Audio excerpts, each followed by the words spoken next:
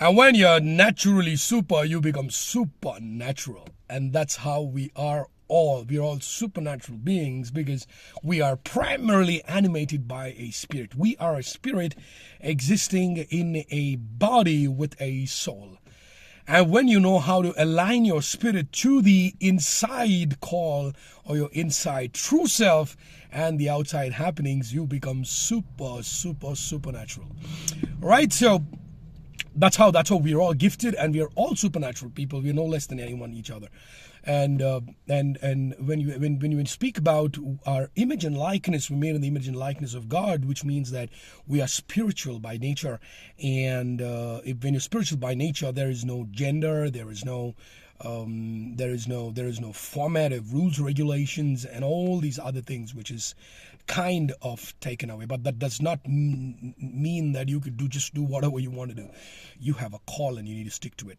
So talking about your supernatural self, your self by itself is really, really natural, which means the self is coping itself at all points in time to the situations and to the things around you. Sometimes you could be bound, sometimes you could be caught, sometimes you could be trapped with your own senses, and even through other people, and if you are actually focusing on your true self and positioning it over and again, you are supernatural. You will just come over anything that could be put in your way. So what I want to talk to you about today is about activating your supernatural self. Now, people are gifted. Some people can predict. Some people can say things which could come forward in the near future. Some people can even talk about what is happening within their systems. They know what's happening within their body. They can predict it rightly. I know a lot of people who do a lot of healing to themselves, who wouldn't just go out and kind of put their trust in medicine to a level. I'm not saying don't do that. Medicine is a gift, but you should know how to use it and where to use it. Now, talking about these kind of giftings that you have is very, very necessary, because it is not something out of the blue or out of the box. It is within you. It is within you. You'll have to tap into that realm to figure that out. And that helps you a lot. That helps you. I remember when I was barely 8 years old, we went to a place and there were no lodges available. There's a very nice story, actually, by the way. And my dad was with me, and we were literally stranded. We were looking at all the people just picking up lodges. We're not having places to stay, no cottage, nothing.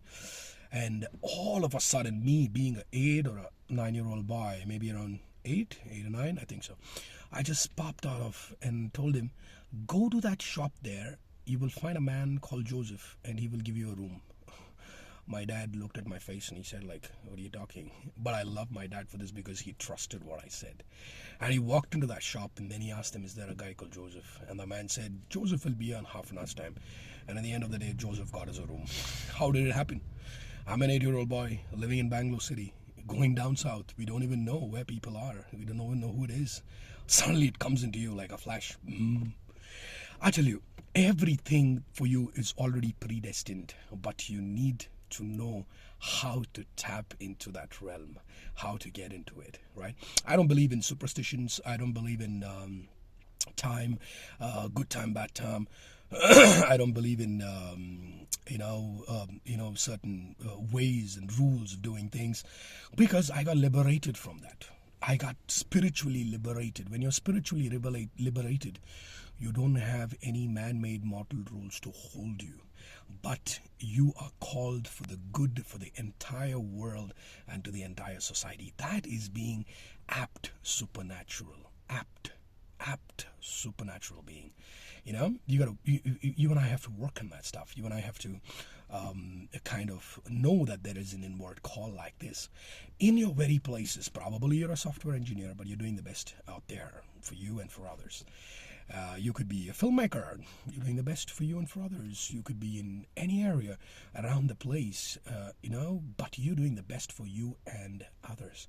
So your supernatural self is something which should not be looked at a level of, oh, that's big, No, it's inborn. The more you discover, the more you operate into it. The more you discover, the more you operate into it. I look at it differently. I look at it in a way that God is my father and mother, and God wants me to be like God himself. And the primary weapon, I'm sorry to use the word weapon, the primary tool that you use is love. And only love can take you forward. God bless you and have a supernatural day.